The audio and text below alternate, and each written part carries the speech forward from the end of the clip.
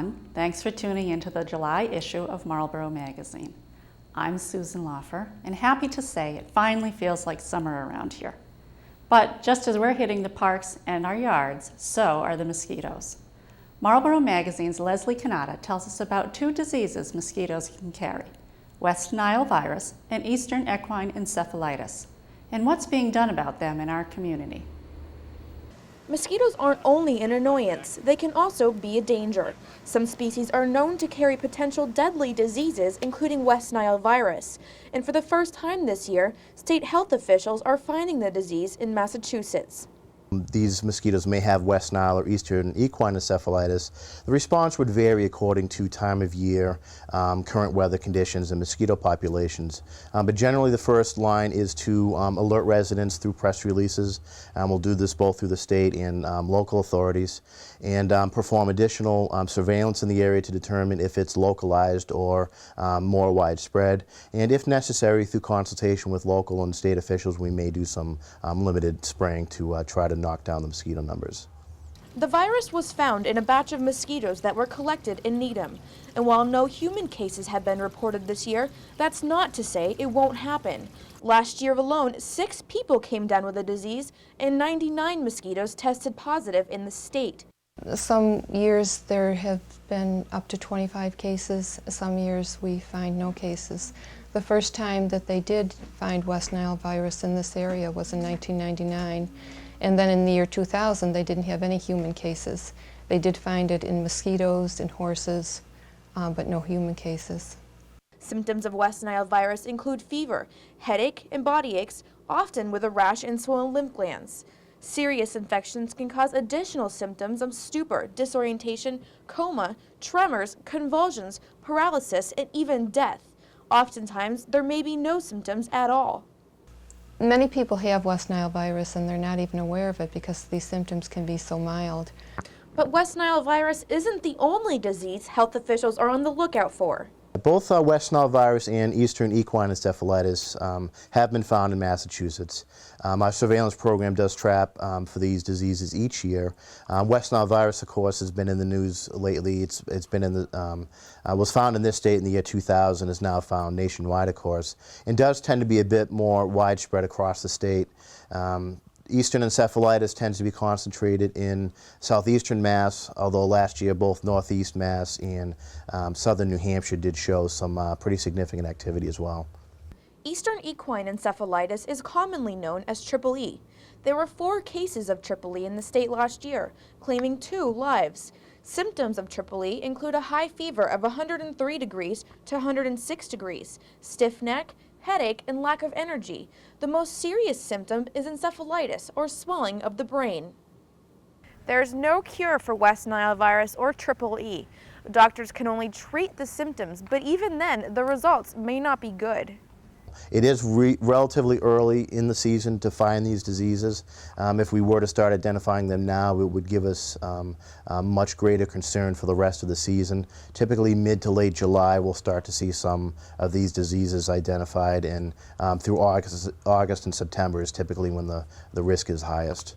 But since West Nile virus has been reported earlier than expected this summer, officials are concerned. That's why the Central Massachusetts Mosquito Control Project is testing thousands of mosquitoes in 36 cities and towns in central Massachusetts, including Marlborough. Frank Cornine collects the 2-winged insects locally from a retention pond on Hardy Road. We are in Marlborough twice a week, once to set up a trap and then once to pick it back up the following day. There's different types of surveillance. We have light traps, which are baited with both light and CO2.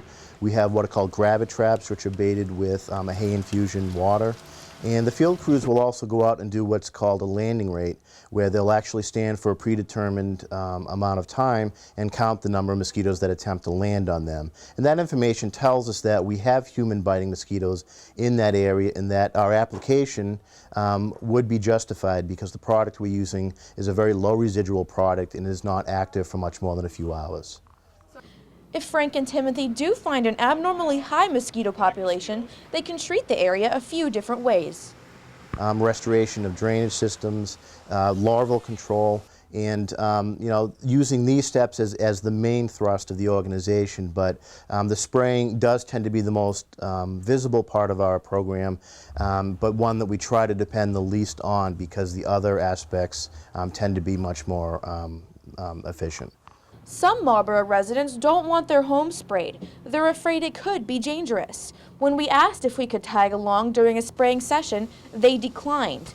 But Timothy says the spray they use isn't harmful. The spray that we use is a synthetic pyrethroid, which are commonly used chemicals that homeowners would buy in flea and tick sprays, bee sprays, ant sprays.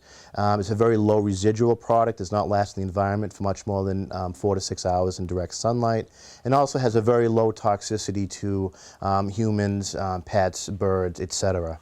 We try to use the chemical that gives us the best kill for the mosquito without detrimental effects to other organisms.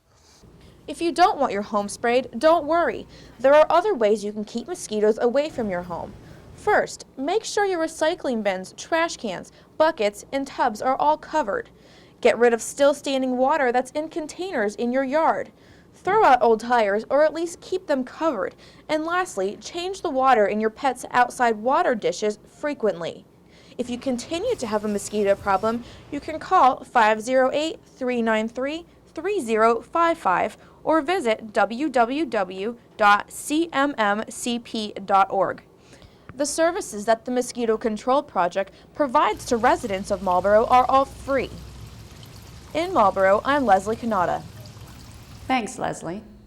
Now we'll go to Weston Nurseries in Hopkinton for some tips on gardening. Here's Marlborough Magazine newcomer, Kristen Doucette. The good weather is here and people are starting to landscape their homes. But how do we know what plants are right for our soil and what mulches are best for our dollar? This is why we came here to Hopkinton to Weston Nurseries to meet with the experts. Henry Schmidt started in the landscape business at a very early age, earning his allowance for working in his grandmother's garden as a small boy. After studying landscape architecture and ornamental horticulture in school, Henry was drafted into the Army. When I got out, I saw an ad here in the trade magazine, and I came here with the intentions of staying 3 to 4 years, and I've been here almost 40. And the staff and clientele couldn't be happier. The roughly 900 acres of land in Hopkinton may be a far cry from Grandma's garden, but Henry makes his way through it all, helping customers and fellow staff. Henry is just full of knowledge, and he's a great inspiration. I spend a lot of time with Henry. Half the clientele here probably only want Henry, and I've learned a tremendous amount from Henry. He just knows so much. That knowledge is what made Marlborough Magazine go to Henry to find out how to start a garden in your own yard. Knowing what type of soil you have is the first step. If you live a new or slightly new subdivision, you probably have sandy soil. There are also soils with lots of clay in it. But soil depends a great deal on what type of plants you can grow. If you have a very clay soil, that can deter plant root growth because the roots can't move through. So you have to lighten the clay, add some gypsum to it, add humus to it, compost, sand to break the clay up. And then once you do that, you can add anything else you want and it will work. But most New England soils are sort of half and half, and just by adding, varying amounts of compost and peat and these things to it, you can grow almost anything you wish. If you do have that sandy soil, your options for plants are not as broad. Junipers, microbiotas, and sweet ferns are several options. Henry says that regardless of what kind of soil you have, if you don't take special care of your plants, they won't last. A lot of plants, it takes them 3 years to get reestablished. And even in sandy soils, you are still going to have to water for that 2 to 3 years to get them established. And then after that, you certainly can rely on them doing it themselves. Although sometimes a plant's demise may not be caused by you. It could be one of several reasons.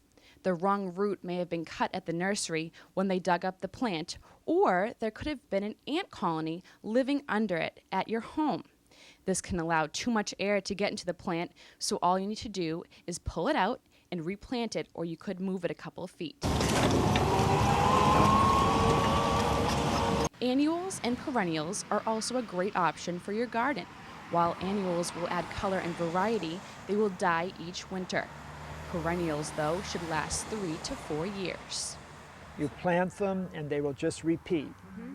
Most of them you cut down. There are a few evergreen perennials such as candy tuft and heuchera and some of these that you don't cut down and you just leave. But the others you cut back and they will come up and grow.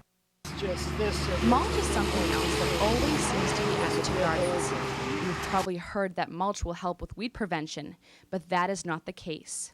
Seeds and dust will blow around and land in your mulched gardens. Eventually, the weeds will pop up. But it will give your garden a nice finished look, and there are so many different kinds to choose from. There's hemlock mulch, cedar mulch, pine bark mulch, combination of, and then there are some non-acidic mulches such as buckwheat hulls, cocoa shells. So if you have plants such as lilac, perennials, and you keep liming the soil to keep it from being so acid, then those are the mulches you should use rather than acidic mulch. Stones are becoming a popular choice to replace wood as mulch. If that is your preference, then you need to think about how much direct sunlight hits your garden. In shady areas, it will work.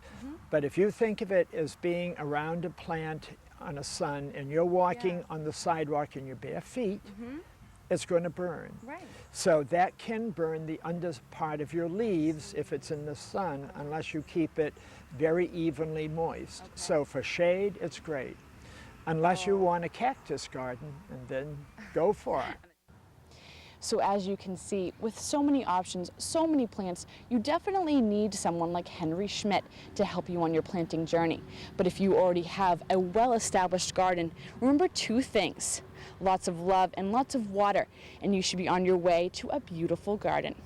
From Weston Nurseries, I'm Kristen Doucette for Marlborough Magazine. Thanks, Kristen. In July, one of our favorite things to do here at the magazine is barbecue, but it's important to know how to do it safely. Marlborough Magazine's Dan Ginden recently visited with Fire Captain Ron Ayotte for some barbecue safety tips. We're at the home of Captain Ron Ayotte from the Marlborough Fire Department. How you doing? Dan. Nice to see you too. We used to do a lot of fire show stuff together. We are here at your home because you're going to give us some safety tips on, barbecuing safely without hurting yourself, burning yourself, and doing any damage to your home. Because the last person you want to see at your barbecue is us. Well, first off, let's start with the beginning of the season when your grill's been covered up all winter. What do you need to do? Is there anything you need to be careful about starting your grill for the first time in months? Well, the first thing you want to do is, if you have your grill covered, as most people do, you want to take the cover off and give it a quick inspection. As you can see, for the inside of my grill cover, I had some visitors over the winter. Mice love to take this material and make nests out of it.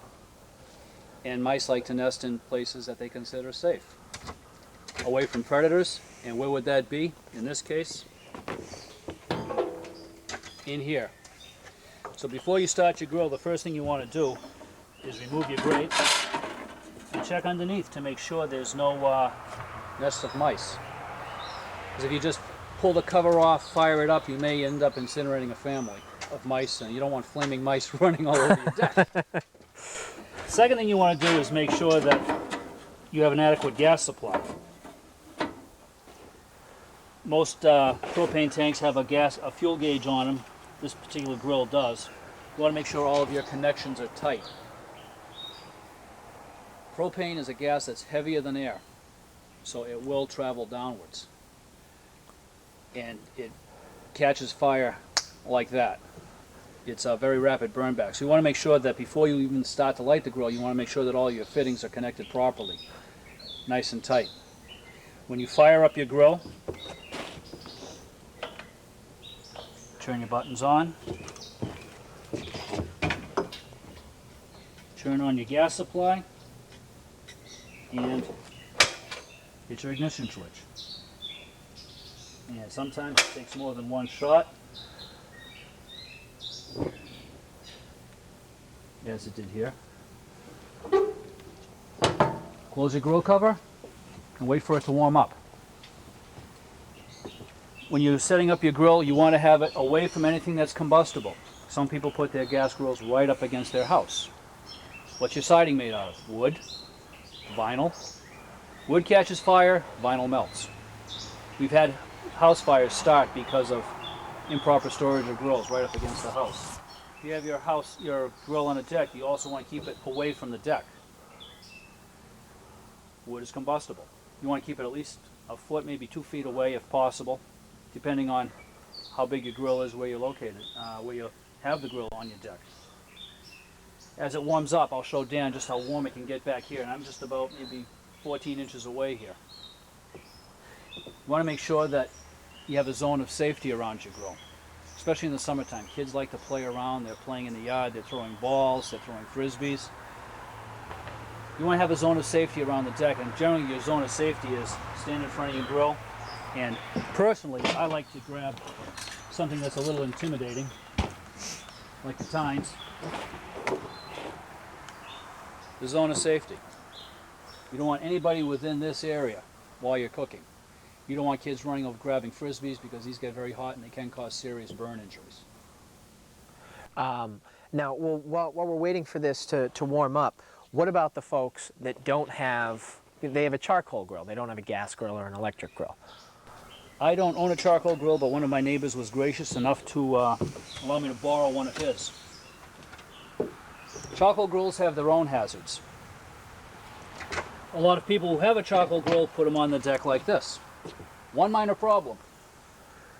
Decks are made of wood, or some of the new composite decks. Composite decks are made of plastic. These decks are made of wood. Plastic and wood is two combustible materials. If you're going to grill on your deck with a charcoal grill, put something under it, a couple of bricks, a couple of tiles, maybe a couple of cement blocks. Put your grill on top of that if you have a low grill like this. If you have a charcoal grill that sits up high, you should be all right. If you go to start a charcoal grill, do not, I repeat, do not use gasoline. Use approved charcoal starter. People do use gasoline. If you ever seen the comic strip Crankshaft in the newspaper, he's notorious for basically causing mini explosions when he lights a grill because he throws, the character in Crankshaft throws gasoline. And it's kind of like a running gag. They always have the fire department there whenever he's grilling. You don't want to see us at your barbecue. Unless, of course, you're inviting us to come in for a couple of burgers or steaks. Or... Now, what about the folks here in Marlborough who live in apartments? Who's allowed to have a grill and who isn't? Or is no one allowed to have a grill? Okay, good question. Grills, if you have a barbecue grill, a gas grill, it cannot be above the first level of habitation. For most of your garden-style apartments, you have a basement apartment, you have your first floor with a balcony, you have your second floor with a balcony, in some cases you have a third floor with a balcony. Anything above the ground level, it's not legal to have a gas grill. As I said, propane gas is heavier than air. It will, if there's a leak, it will travel downwards, seek its lowest point, just like water will seek its lowest point, like electricity seeks the ground. The only problem is with propane, it finds an ignition source, bang, you have a fire. And people still do it. We send out, the fire department sends out letters every year to all the apartment complexes and condominium owners to enforce the rules. People who have these, they get their notice from there thinking, oh, the fire department saw it, so what do? They take this and they bring it in the house. Or they'll take the bottle off and stick the bottle in the house. Yeah. As I said, propane is a very highly flammable gas. In a confined space, there's a propane leak, it finds an ignition source, it will explode. A 20-pound propane cylinder will take a house off its foundation. Wow. Jeez. And when used properly, it's pretty safe. Yeah. Used the wrong way. Now, you're talking about leaks. Is this a gas that you'll know if there's a leak? Is it easy to detect with your nose? Yes. Okay. It's got a, they order it with, they use mercaptan odorant, the same stuff they use in natural gas.